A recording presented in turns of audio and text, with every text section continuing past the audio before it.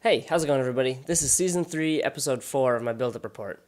And where I left off last time, I was just in Minnesota at the end of trials. So that was where we found out that I was named to the team that was coming over to Europe to race on the IBU Cup. And that was the first weekend in Martell, and then the second weekend at Arber, second weekend in Arber, Germany. Yeah, so I'm just really psyched to be back in Europe racing again. The travel over here was really easy. It was a fairly empty flight. Still plenty of people, but I had a couple seats around me empty. So, plenty of room with a few cool neighbors to talk to. Landing in Germany was pretty simple. Clearing customs, no problem. It was probably the easiest time I've ever had getting my rifle into Europe. No lost bags, so super easy on that. We met up with the team pretty quick, and then we drove to the USPA warehouse to pick up our new suits and drop off skis that we needed ground and any other gear that we needed for the trip. And then after that, we finished up the drive to Martell, where we were staying for the first weekend of racing. Yeah, so this was a really cool place to start the tour because we had 3 individual races. We had 2 sprints and then a pursuit. So in Martell, there were 2 real challenges that came up for us at that venue. The first was that we were pretty high there at about 1,700 meters and a little bit more, which is about 5,570 feet, and that's about what Soldier Hollow's at. Yeah, and the second big challenge that we were dealing with there was the wind. Even though the range looks kind of sheltered in the valley, it still gets a lot of changing and gusting wind, and that makes the shooting really tough. So I didn't really know what to expect going into these races. This was my first time on the IBU Cup ever. It isn't too far from what I remember at World Juniors and Junior European Championships, but I knew the level was going to be higher. Both on the ski speed for sure, and you assume these guys are older and know how to shoot a little better. But I was pretty confident that if I shot well, I could have pretty decent results. On our first day, the wind was really bad. I ended up missing 4 out of 10, which, on a normal day would have been not great, not horrible, but still not good enough. But with the way the wind was, that was actually pretty good shooting. And even though I wasn't skiing very well, I ended up 55th out of 120 guys on the race.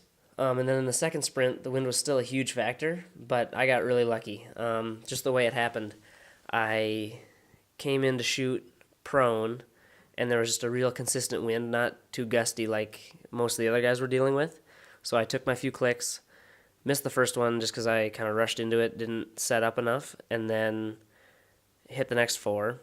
And then same thing happened standing.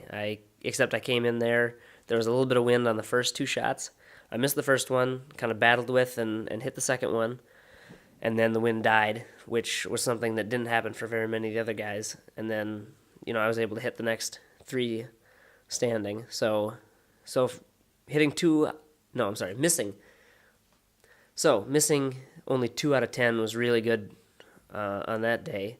Yeah, even though I got a little bit sick, it was all up my nose, so I wasn't feeling very hot at all on skis. But with that good shooting, I was able to finish 47th, and that was good enough to qualify for the pursuit, which was really my goal for that first weekend. Yeah, so we had the pursuit race in Martell on Sunday.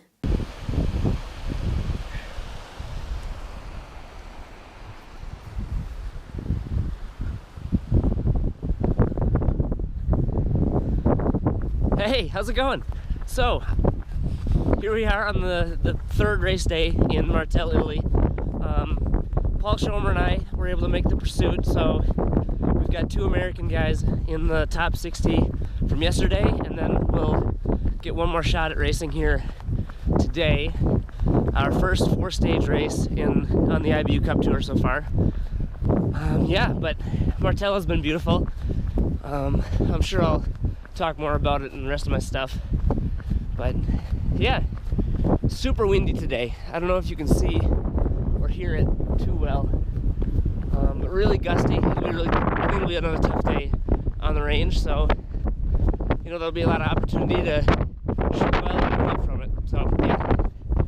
And I started 3.5 minutes behind Alexander Loganov, and not everyone knows who he is, but he is a really fast Russian skier who was absolutely just cleaning up at World Juniors.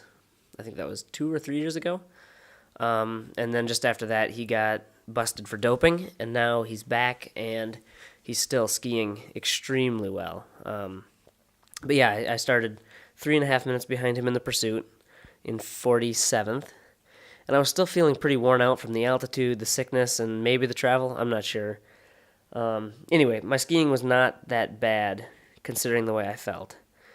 It wasn't good, and it's not where I want to be, and I know that I can be, but it was still not too horrible. Anyway, I started out pretty well on the shooting. I cleaned the first prone, and then only missed 2 out of the next 5 on the second prone.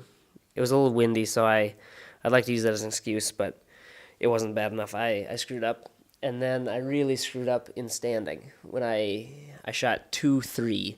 So missing 5 out of 10 is really not good enough on that level if you want to have good results. In the end, I was able to kind of hold it together just a little bit on skiing against the guys that I was, skiing with on the pursuit. So I ended up moving up 1 spot, and I finished in 46th, which, for my first weekend on the IBU Cup, I am not disappointed with at all. I was actually really, really pumped about that result. Yeah, and that's mostly what this is trying to get the experience and learn how to race on this level. So with that in mind, the next thing we do is travel to Arber, Germany, where the next weekend of racing is.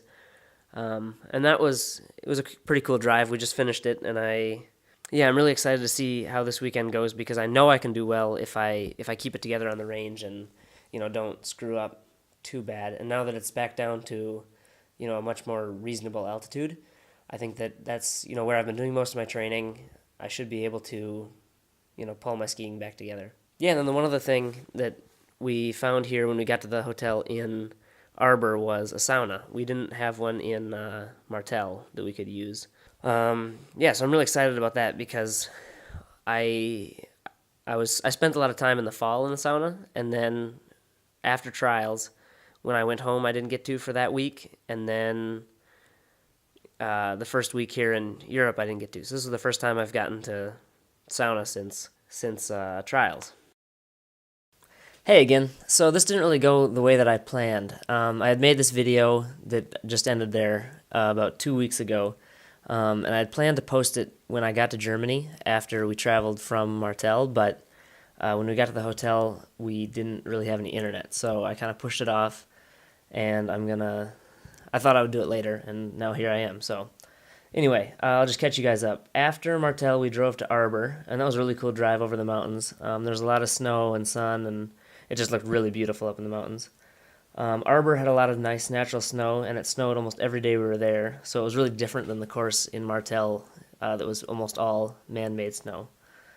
So our plan for the weekend in Arber was supposed to be an individual on Friday and then relays on Saturday, but really bad weather canceled the races on Friday, and then they just moved the individual races to Saturday and canceled the relays.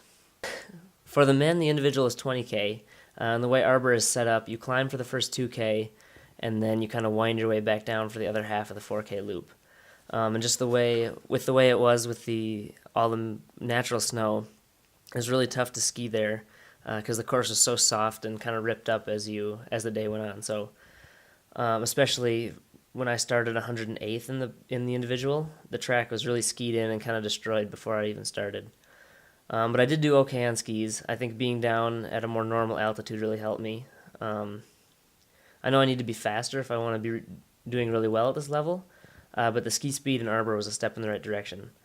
I ended up shooting pretty well, nothing amazing. I went 2.110, but it was still 80%, which was solid and better than most of the other guys in the race.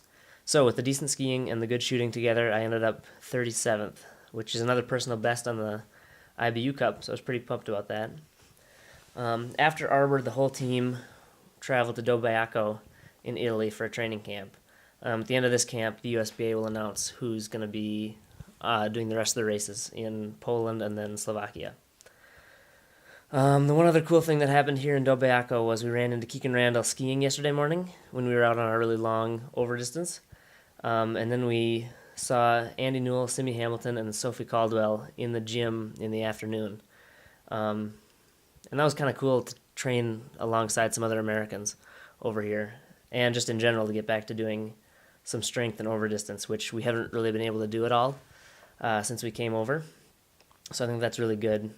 Yeah, so now I guess the only thing I can do is sit around, really enjoy, I shouldn't say sitting around, but enjoy training here in Dobiaco, and hope that the decent results from before were good enough to get me a spot on the next set. So yeah, anyway, that's all I have until next time, so thanks for watching.